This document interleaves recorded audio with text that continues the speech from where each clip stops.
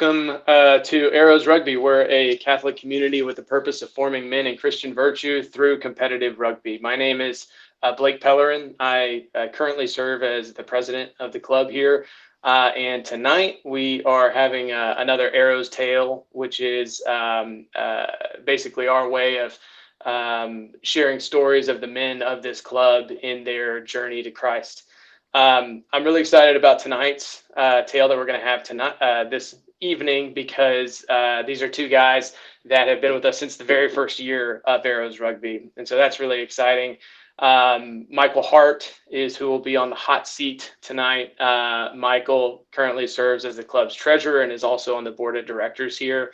And interviewing him is Eric Robinson, who no longer lives here in Houston. He's up in Colorado. But Eric has written a couple of books, including one called Thoughts of a Changed Mind, which I'll let him maybe get into a little bit. Well, anyway, we can plug later or whatever. And he's just come out with a book that I got in the mail today called Thoughts of a Sacramental Mind, which I'm super excited to jump into as well. But he's also a host of his own podcast called Polycarp's Paradigm. So just plugging it up for you, Eric. But wow. Those are some really great resources that have really helped me enrich my faith and learn about truly just learn so much about my faith.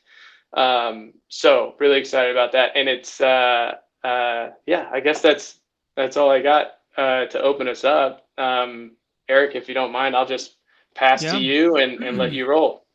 Well, sounds good. Thanks, Blake, for all those shameless plugs.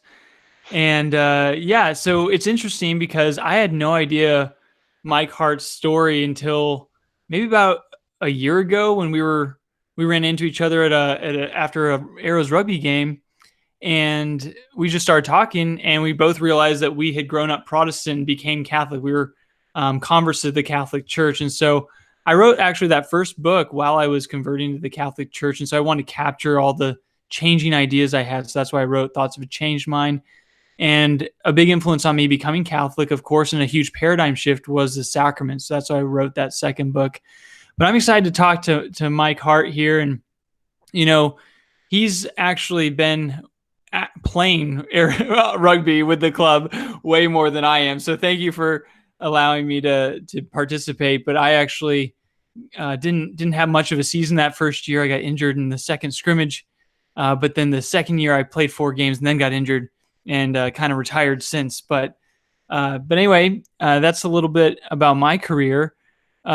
Mike, share with us a little bit about how you even found Arrows Rugby and how you got started in rugby. Yeah.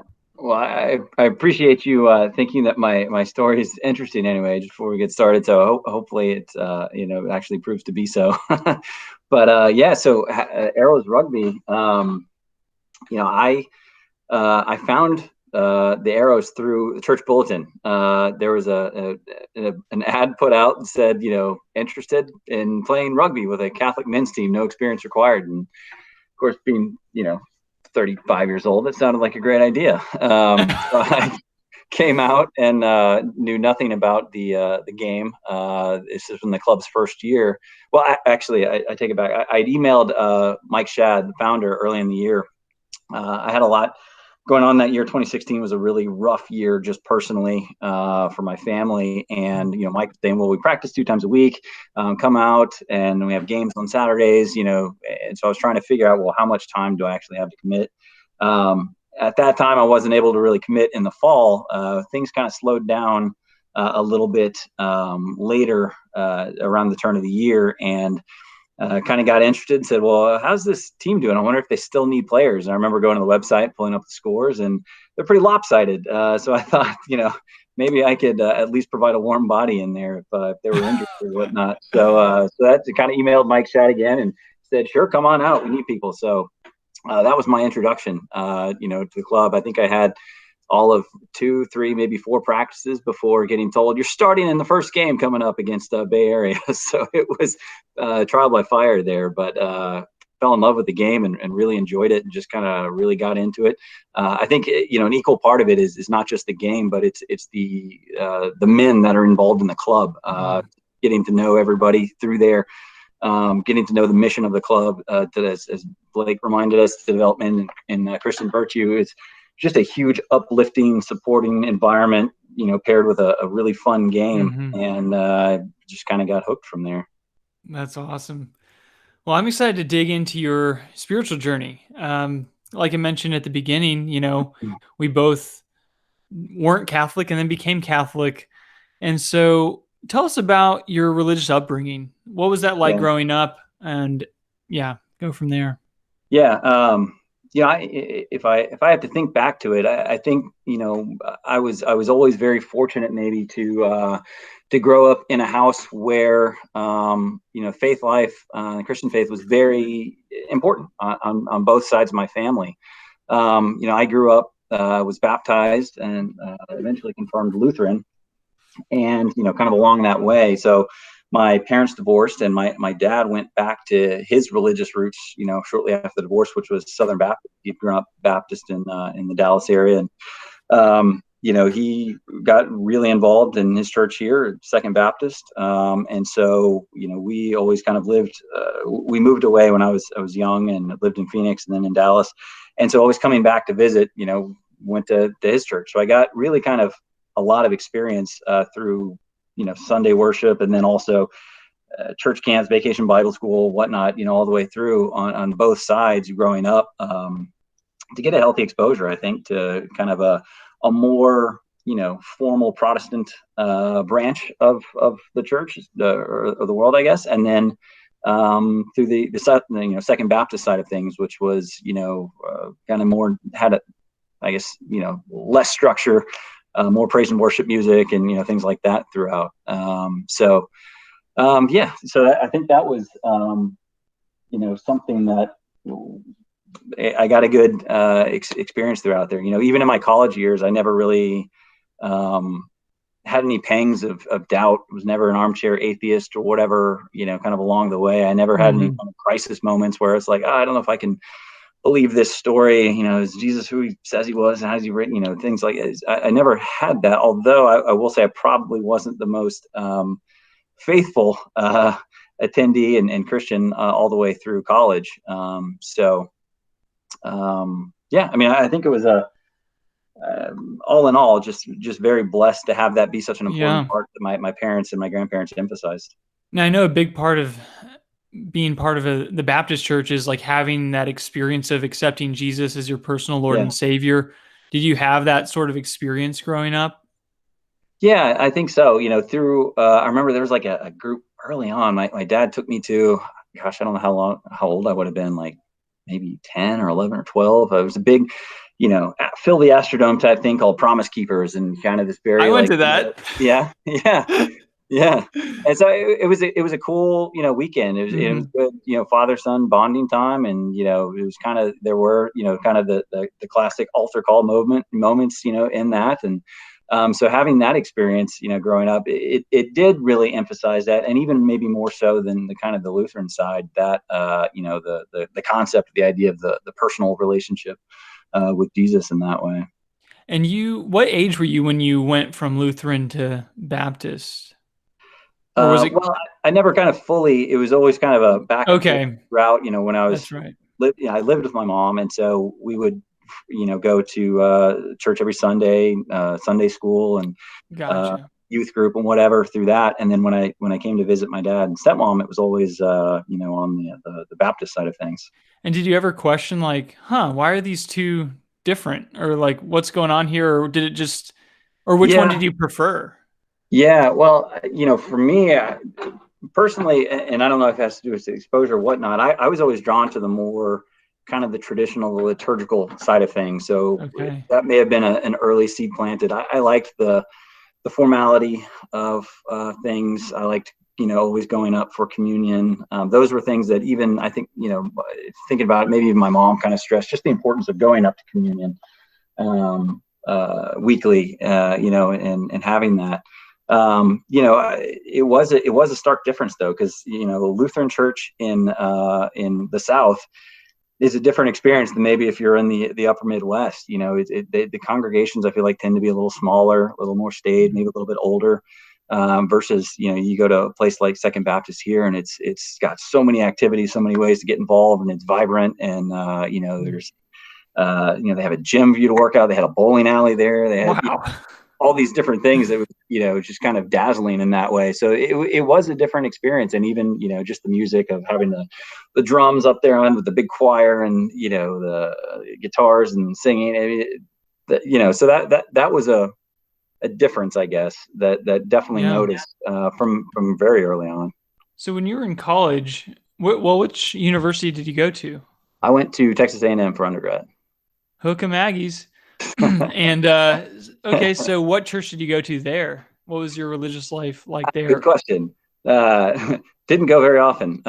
So that's what I mean in college. It kind of it wasn't that I ever doubted it. I just did not place an emphasis on it. I was kind of wrapped up in other things, I guess, at that time, and I could occasionally roll out, to go maybe a couple of times a semester. And so I think I kind of bounced around a little bit. There was a Lutheran church I went to a couple of times, but then also my parents bought a place just north of Bryan, maybe my sophomore year, and they started attending a small church up there that eventually they kind of helped found another non-denominational church kind of in the immediate vicinity. But sometimes I would go up there with them as well. Gotcha. To attend, with them. So you mentioned maybe the liturgical upbringing at the Lutheran church where some seeds planted, but after college, when was it when you first were like, I want to go back to church, or like had a spiritual awakening? And then when was the first time you had any sort of leaning toward the Catholic Church? Those are my two questions. Yeah. I think definitely after college, getting a job, trying to be a responsible adult, I was still drawn to it and just felt the urge, like I need to get involved. I need to find a church home. I need to get plugged back in. This is something that's important to me, So, I think initially I was living here in Houston and just tried to plug in with a couple of the Lutheran churches, which is what I knew. Attended a couple of those, and it was okay. But the interesting kind of thing that kind of had me thinking about the Catholic Church. So this was maybe 2005 or 2004 when that was happening. When I graduated school, moved to Houston, got a job.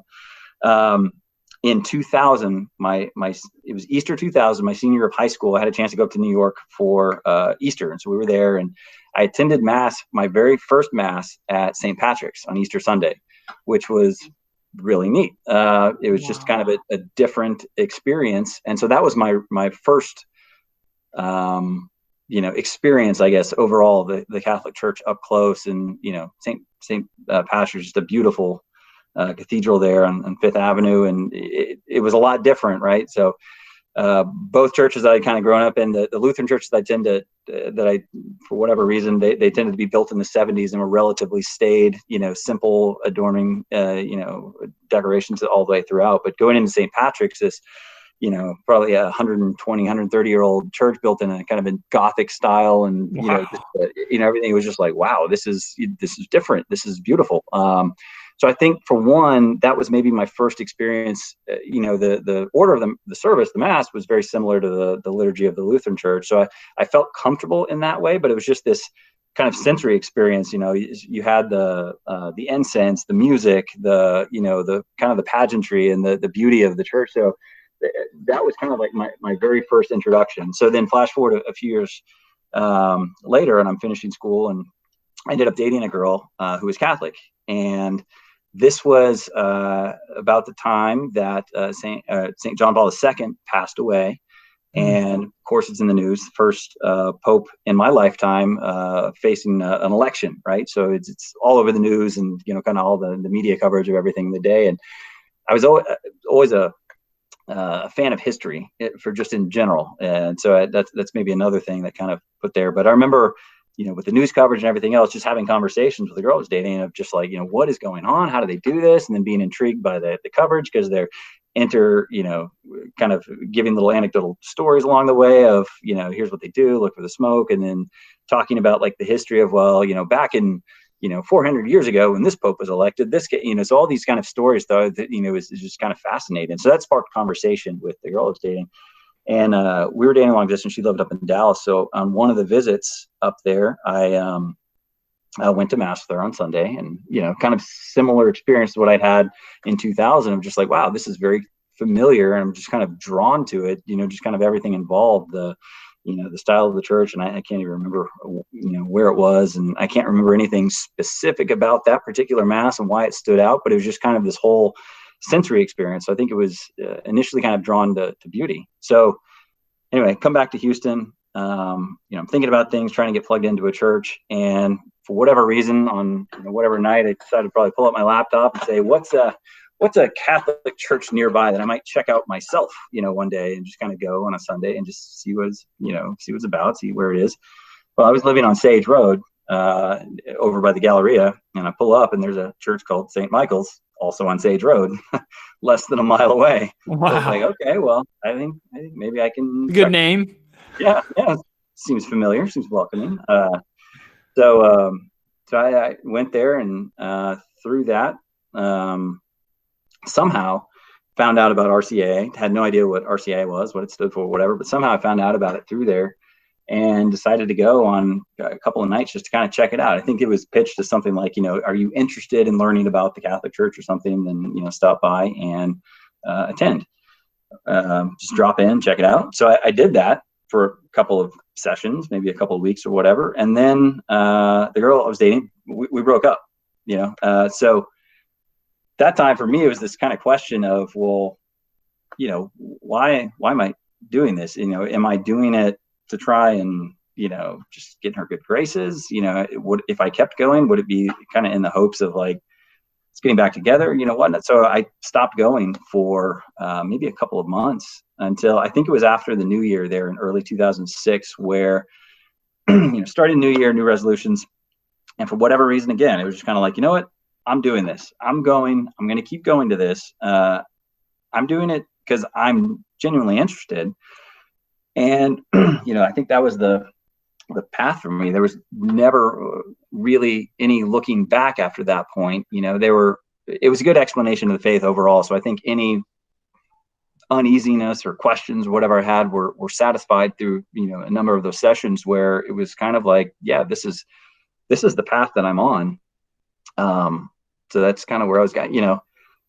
I feel it in a way, it feels kind of in some ways silly, because if I listen to your conversion story on the podcast, Polycarp's Paradigm, and Ethan's on I think it was episode 16 and 17, it was a much more intellectual conversion of this, hand wringing and thinking about, especially Ethan's kind of bouncing through a couple of different branches of the church. Mm-hmm. So in some ways I feel kind of silly just kind of saying I was drawn to the beauty, and then I got some, I feel like I got sufficient answers on some questions, and then Wow. It was kind of like no looking back in some ways. So see, I love it though. Like, everyone's story is unique, and it's funny. Before I started my podcast, I was thinking my conversion story wasn't actually even that great, and I still really don't think it's that great, but but it is great because every story matters, and it's like your friendship with God, and it's like that journey is so beautiful. Yeah. But what were like your biggest questions? Like, what were the biggest hesitations though? I know you said it wasn't much of an intellectual draw, but surely you had some questions that were like, I need these answered. Yeah, and I think a lot of that, if when I think back to it, I think a lot of it was definitely formative of my kind of Lutheran upbringing and coming up through confirmation in the Lutheran Church, and going through the Lutheran Church and confirmation. I feel like a lot of it, and I don't know if this is true for everybody, but it certainly was in my case, that a lot of it was more focused specifically on Martin Luther and why it was almost justification for why this, break with 1,500 years of tradition and everything there. So it was more of a Luther apologetics type upbringing. And a lot of that was focused on, I'd say probably two things really was, sola fide and to some degree sola scriptura, more in kind of like the church doesn't want anybody to read it. So this is about liberation and giving people their own power, type thing. So, for me, those were kind of two of maybe more of the bigger hurdles. And I think I actually went through it maybe the other way. So through the scripture side first of, maybe kind of, and I'm not a theologian. I try to read, so I may, I don't know, Father Luke's on here, so forgive me if I misspeak. But kind of the concept of the primacy of Peter, right? The authority given to him, by Jesus to directly found the church. So I kind of maybe came through it initially that way, and it was almost like once I kind of got on board with the authority granted to Peter to found it, and all the sacraments that went along with it, things kind of fell a little more easily, and even the objections to kind of that I found out to the sola fide weren't actually really objections, because we definitely believe that we can't earn salvation, in the church. As far as I know, has never taught that. Not to say that there weren't people that didn't strictly adhere to it, or maybe had corrupted the message to some degree. But so that part of it was actually fairly easy, and even kind of knocking down kind of some of the things you'd heard, the Catholic Church, you can buy your way to heaven, and different things like that you kind of didn't grow up necessarily anti-Catholic, but you'd always hear those things kind of in the background of people saying things even dismissively or offhand or something. Yeah. So what was it like actually finally becoming Catholic then? Once you overcame these hurdles and you were like, you were about to be confirmed. I guess they had to reconfirm you, right? But your baptism was valid, but then they had to confirm you. Valid, right? And then you received the Eucharist. And so what was that like, that experience? And I'm assuming it was Easter Vigil or Easter Vigil, okay. Yeah. Easter Vigil 2006. And what year was that? 2006? Okay. Yeah. No, it was amazing. Like, so I was talking to my wife the other night, who's also Catholic.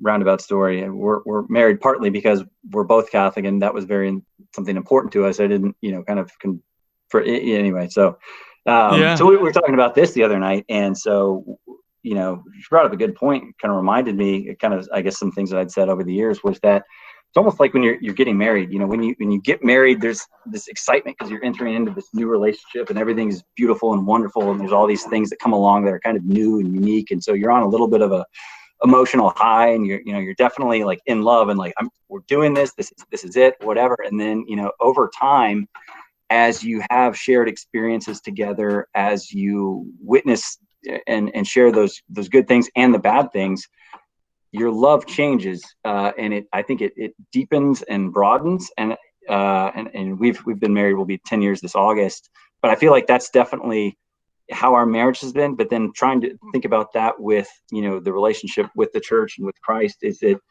it changes a little bit. You don't have the kind of the puppy love anymore, but it's a deeper, more profound. As you learn more about the faith, you learn more about your personal faith with Jesus and that relationship that you have with him. So it's certainly developed over the years, and I think a huge part of that also for me was attending That Man Is You on weekly for 3 or 4 years, I think, before we had kids, and it got crazy. But that was just a good way for me to get a real, I think, proper Catholic foundation, and to kind of really, really reconnect with the reasons why I did become Catholic, and to learn more about it and kind of fall more in love with just the beauty of everything that the church has to offer through its history, and the saints and the people that have come before us, the examples that they offer, and a deeper understanding of the sacrament and what they mean. And even that's just been, I think, for me, furthered through this Eros relationship of constantly being challenged by some really, really strong Christians and Catholics within the group, and some really, really sound theological minds that just kind of encourage you. And it's one of the reasons why I have my wife this past Christmas was the Summa. It's there on the bookshelf, and so that's been an amazing thing to try and just grasp, overall. Yeah, it's cool. A lot of you know that I became Catholic 5 years ago, and then 2 years ago, both my parents became Catholic, and it was cool. I think it was a few months ago. I was at my parents' house visiting, and I was having breakfast with my dad, and he had read something in some Catholic devotional that morning, or it was some Catholic Answers book, and he was just like, "Oh, I'm just so glad I'm Catholic." And so it's like, your love kind of just even grows over time as well, and it kind of deepens. And so for you, I guess you're about 14 years old now in your Yeah, Catholic yeah. Catholic years. You're a teenager, you rebel. So what would you say over the past 14 years has been one of the most helpful devotions to deepen? Because there's so many devotions. Like when I became Catholic, Yeah, I was like a yeah. little overwhelmed. It was like, do I have a devotion to the Sacred Heart, the Immaculate Heart, the Chaste Heart of Saint Joseph, Divine Mercy? Like there's so many Yeah. devotions. So like, what are some devotions that really have helped you nurture your faith over the past 14 years? I think one of the ones, in particular has been the Rosary. I mean, that's just kind of the whole concept of it is just simple and beautiful. And so I think, that Eucharistic adoration has been another one. I feel like that's been a really, really strong thing. And it's this, again, just drawn to the beauty of being there physically present before Christ and having this alone time and kind of deep reflection time that you can have in the prayer and the silence of trying to listen.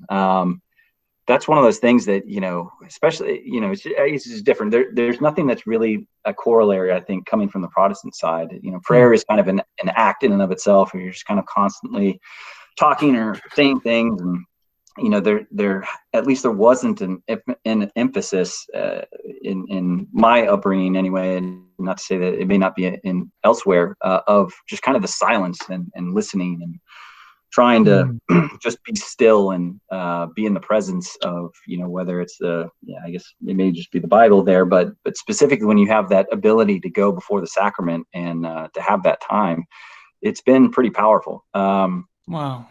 I think in that way, I think adoration specifically led me to one of the last kind of hurdles that I really had as a Protestant becoming Catholic was kind of the concept of devotion to Mary. That was just so foreign and odd. Protestants usually only kind of talk about Mary at Christmas, and even then, it's kind of like, okay, that's good. You've done your part, thank you. We get next Christmas. So the concept of kind of continuing like dialogue or relationship was new, and the thing that really kind of led me to being open to that whole relationship was, so in 2016 I think I mentioned it, kind of a rough year, and specifically what that was is we had two kids at the time. My son was born in late 2015, and my wife was diagnosed with breast cancer in early 2016. And so it was this, very kind of traumatic experience of, two small children and having breast cancer and going through that and watching her fight and, deal with everything. And so really in those moments of adoration where I was able to go, it was really almost this, I wouldn't call it desperation, but just appeal to Mary. It's like, please, you were a mother, what this is like, and so it was, I feel like that was a bonding experience in that way, or kind of led me down that path to kind of knocking down maybe one of the last barriers that I'd had, from my Protestant upbringing. So, fortunately, going through the numerous surgeries and the chemotherapy and everything of that year, that kind of led me to that. So that is net positive maybe that came out of all that. And your wife recovered. Yes. Yeah. 4 years. Everything's looking good so far. So always, keep fingers crossed and prayers going. But so far so good. And it's interesting because you kind of hinted at your wife was also a convert to the faith. No, she was cradle Catholic. Oh, she was cradle Catholic. Okay. Yeah. Okay. I was going to say, so what are some things as a family? So now you have 3 kids, you said earlier? Mm-hmm. Or 2 kids. 2 kids. So what are some ways that as a family you have fostered devotion and fostered just like instilling your faith into your children, and like what has that been like in the family dynamics? Yeah, I mean, we've kind of talked a lot about that and how we see their upbringing, and really what we're trying to do anyway, and hopefully we're doing a good job of it, is really to just kind of make it part of the daily fabric of life. Trying to make it so that it's not something that's set apart and different. It's like, okay, we go through the work week or, whatever, school week. And then, okay, now we're doing the church thing on Sunday, and that's it. And okay, well, then we go back to everything else. So, trying to make that an integral part. And they're both at Catholic schools, at Sacred Heart schools.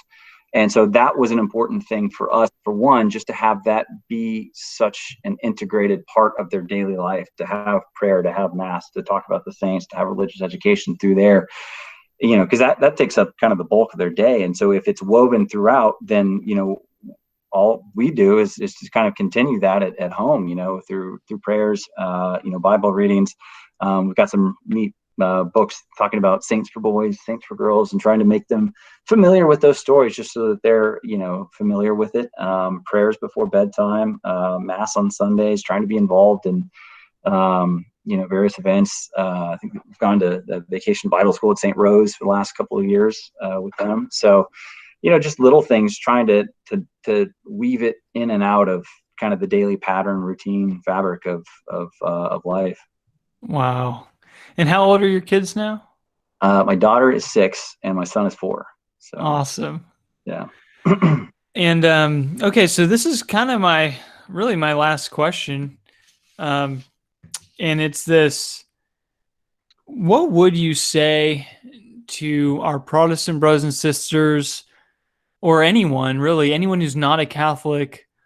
Why check out the Catholic Church? Why potentially explore the Catholic faith? Why not just be content where you're at? Like, why check out the Catholic Church? Yeah. I think that's a tough one. For me, if I had to kind of just describe that, it would be more just kind of that path of beauty, the design of the church as it was set out and laid out, with the sacraments, all these things available to help you on your journey for ultimate, union with God at some point. I don't know. Maybe that's simply how I would describe it. Just kind of the beauty of not only the history, the richness, the tradition of everything, but specifically the sacraments and how they weave in and out of those things. And, that to me is kind of one of the things that stands out, most. I mean, there's just such a rich history with everything, and whatever kind of rabbit hole you want to go down to, there's, years of writings about it. There's, histories, there's family, histories of talking about certain things, of devotions and whatever else. And it's, just something that was different to me, I guess, than kind of even the experiences that I'd had in my upbringing in the various churches. And it's amazing to me how, like, growing up as a Protestant, for me, my really a distant view of the Catholic Church was that it just seemed like an empty religion. Yeah. That, why do you need all those priests and stuff? Like, isn't the veil torn? Like, we can have our own relationship with God. But then when you discover the beauty and the richness of the Catholic Church's teaching, how actually, yes, the veil's torn. And yes, like, Jesus himself comes to you and gives his total self to you in the Eucharist. Right. And so it's not only is the veil torn, but your intimacy with Jesus can skyrocket through the partaking of the sacraments, through encountering Jesus through the sacraments. And so I love how God meets us right where we're at in every stage of our life through the sacraments. That's a beautiful thing. Even I mean, to kind of that exact point, kind of with kind of the idea of, well, I can go to God in and of itself. And so, always grew up with the idea of, well, I can just ask for forgiveness for whatever it is, and God will forgive me if I'm truly, contrite and whatnot. But to have the sacrament of confession, something where you physically go before somebody acting in persona Christi and actually have to vocalize and say these things, and then to hear, the priest say, your sins are forgiven at the end of that. I mean, it's every time it's an emotional experience for me, and it's that's kind of hard to describe to somebody else, my Protestant family members, even, of like what exactly that's like, sitting before, in their eyes, just some guy, and you're telling them all the bad things that you did. How can that be a good idea?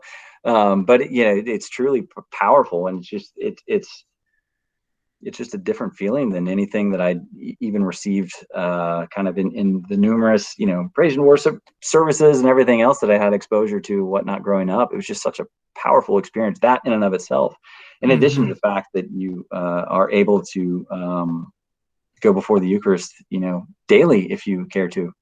So.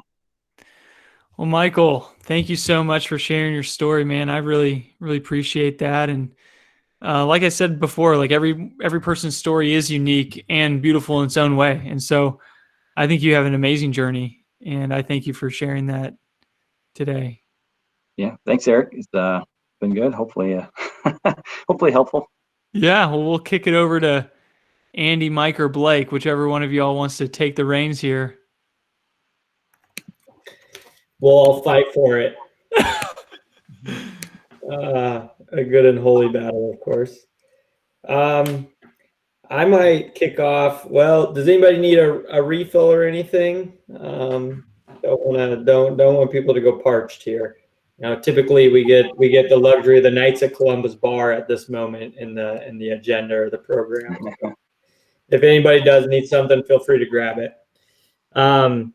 But Mike, hey, the part about really appealing to Mary with Anne's breast cancer, that kind of struck me a bit. And it sounded like almost just like kind of maybe not the word begging, but you sound like very like, asking her, relying upon her.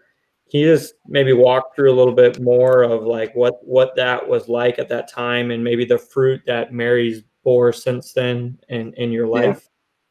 Yeah. I think that in particular, in that moment, in that instance of, appealing to someone who in their complete humanity and had the distinct, specific human experience of being a mother to a child. And a lot of that was prayers of, please help us, please help her. The kids, they need their mother growing up. Like she has to be a part of that. I can't do what she does and can do. It was really just kind of leaning in and turning to that relationship in a very specific manner in that case, in a very specific instance. And so, I mean, who's to say what one way or the other, but I don't know if I would have kind of maybe gotten there elsewhere, just because it was such a, unique, powerful experience and thing going on at that particular time. But, I think even throughout, through the Rosary, that devotion there and occasionally just, spending some time there, kind of asking for prayers of intercessions, particularly and I feel like I tend to do it more into those like very specific, maybe parental or human type experiences, more so as the I don't know, general concerns, joys, or whatnot. Yeah, no, I think it's the beauty of the Catholic faith to me in a lot of ways is just how real and practical it is. Of course, our Lord manifested himself as a human, so it would only make sense that our faith too is meant to serve us here in the human realm. And yeah, just such a treasure I think we have in the church with Mary. So that was really cool to hear that story from y'all of really depending on her and her motherly aid, and particularly to help the mother, the mother of your children. Yeah, and I'll say the other thing that was kind of unique, just through the process of becoming parents. I said my first novena for the first time when we also had a difficult time getting pregnant, and it was we as a couple said it was my first novena to Saint Gerard, and also for intercession from Saint Philomena and Saint Anne. So that was another very specific kind of experience of turning to the saints in prayer, of saying we need some assistance, please, help us. Yep. Yeah, that's really neat. Wow. Was that, but you did the novena before you found out you're pregnant, or before your wife found out she was pregnant? Yeah, we had gone through a couple of years kind of trying and not succeeding. And, we were also actively pursuing she was seeing a doctor, and she ended up having surgery to try and, sort things out. But it was in that process of doing that we were, seeking treatment. But then it was kind of like, well, let's try the novena. I think somebody on her mom's side had maybe recommended that, saying, well, have you tried that? Or said, no, we haven't done that one. So let's do that. That's awesome. So, Mike, how did you get kind of devotion to the Rosary? Yeah, I'm just curious how that developed for you. Yeah. I think, yeah, again, that was also something that was, just generally kind of foreign to me. And, when you're coming in, especially if you're not coming in with a particular, maybe shepherd into the faith, you're just kind of bumping your way into it. You just kind of discover things as you discover them, which is kind of, I felt like how I was in that process. I didn't have a particular kind of, Sherpa in a way to get through the onboarding on the faith. It was RCIA, and then it was kind of like, all right, you're here, good. And then it was kind of like, okay, well, good. So the Rosary is one of those things, just, it's talked about frequently, and, you're aware that it's the devotion within the church, but until it's really kind of maybe specifically explained or someone talks about their experience with it, I think it's a little more off. So I think really kind of that was more from the That Man Is You experience, and maybe even specifically from the small groups that we were in of talking about that, and various people talking about, their experience with the Rosary and doing it. So then it's like, okay, and then it's discovery of, wow, people do this daily. Okay. Wow, I can definitely, step up the frequency with which I'm doing something for sure.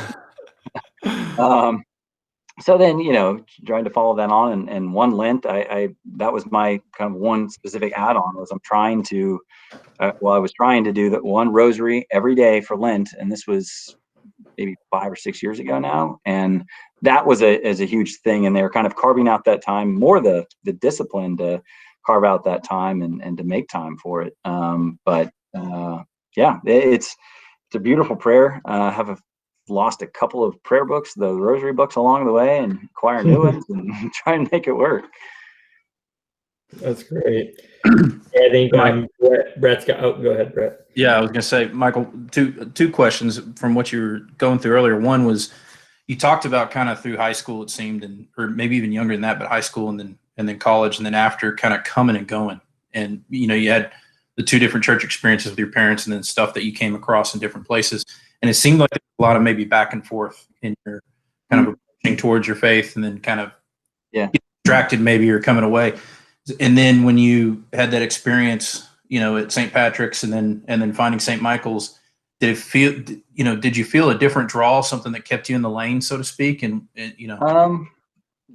and it's, I think it's, there's definitely kind of a more fluid concept. I feel like just within the Protestant churches growing up of, and I knew numerous people that were like this. I go to the Episcopal church this week, and then, this other week I go to the Methodist church, and then I go to the Baptist one this other time. So in a lot of ways, there's I feel like maybe it's just my age or whatever, but there's a lot less attention paid to the specific doctrine and the nuances between the versions of the faith that are out there, and different things like that. I mean, I've had numerous friends that are even like, well, I moved to this town and I go to the Episcopal church, but when we moved to this other town, I found a Presbyterian church, which I really liked, but there's a really good Baptist church if I go to this other town. So I felt like there was a lot more hopping around. So for me, necessarily, like, having the experience of attending a Lutheran church, then going to a Baptist, it was kind of just seemed like kind of what people do throughout. And it was more kind of like, well, it's kind of whatever appeals to you. What service do you like? A more formal one? Do you like the informal one? Because even within certain churches, they'll have the super stripped down guitar and a drummer type service in the evenings or something, and then Sunday mornings is definitely a lot more formal. And so in that way, it just kind of felt like hopping around, and it was more just generically about a very generic relationship with Christ in a certain way of, let's ignore all the doctrinal differences, and it's just kind of like, we're all generally saying the same things. So.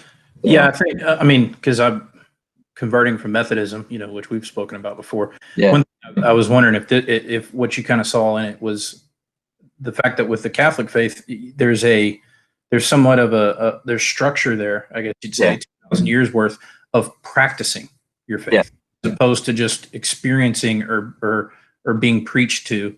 There's really practicing with the sacraments, with the devotions, with the. Yeah, I think there's some fairness to that. And I think that's something that probably drew me in as well, in that it wasn't a form of entertainment to be consumed. I don't go there on Sunday to kind of be entertained up on stage by somebody and to hear a rousing speech, but it does draw you in more, and it is more experiential in that way of, I feel like almost something's required of you other than just sitting back and listening. You're actively participating, even through the physical movements of, up, down, kneel, go to the altar, come back, things like that. There's just much more participation, and I feel like you're actively participating in a very bodily form, this kind of worship. Yeah. Well, and to that practice and that process, also another thing that you said that really stood out to me, you talked about when you were doing adoration during Anne's illness, that adoration, and then I guess it was your devotion with Saint Mary, that you mentioned it was a last obstacle or a last barrier from your Protestant background. And I thought that was really interesting because it's there's never really like short of when we die, there's never really this bright line moment. There's it feels like there's a constant progress, at least to me. Like I'm constantly trying to form myself better, and I know my failings. So did you have anything about that?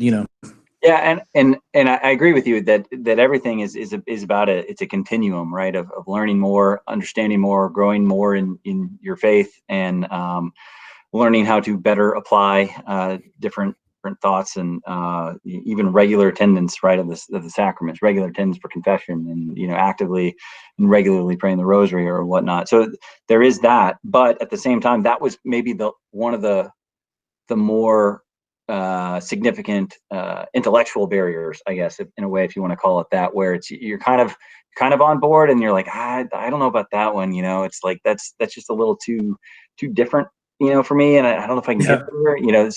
So I think that was more of like one of the last maybe intellectual barriers to kind of drop in that way, to where feel like you're almost then fully on board with the wholeness of what the church teaches and offers and espouses.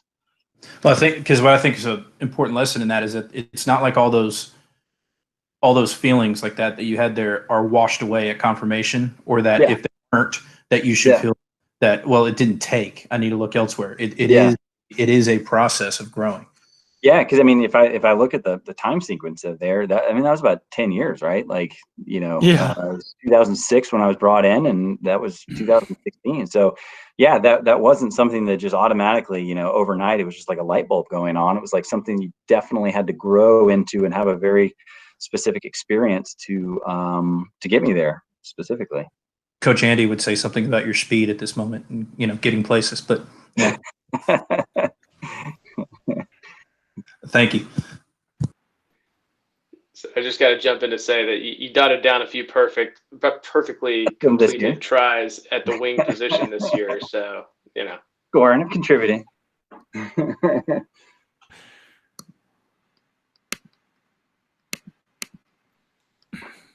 Well, Michael or Andy, do y'all want to wrap this part up, or do we want to see if Eric and Michael have some last thoughts, or what do y'all think? Are there any questions on the commentary thing, or? I think we got them all. Okay. Or just open it up, or? Yeah, we can wrap this part up, and then I think Muma, you were gonna maybe chat through just some things for the summer and fitness and fun. So, but yeah, let's close out this part, and we can segue that. Sounds good. Well, let's end this part with a prayer, and then we'll go into our announcements after that. In the name of the Father, Son, Holy Spirit, amen. Dear God, thank you for this opportunity to still gather remotely to learn about Mike Hart's story. Please guide him on his journey. Please guide all of us to grow in deeper love and knowledge of you. And we offer this up and ask for the intercession of our Blessed Mother Mary as we pray together. Hail Mary. The Lord is with thee. Blessed art thou among women, and blessed blessed is the fruit of thy womb, Jesus. Holy Holy Mary, Mary, Mother Mother of God, pray pray for us sinners now and at the hour of our death. Amen. Saint Sebastian, Pray for us. Pray for us. Father, Son, Holy Spirit. Amen.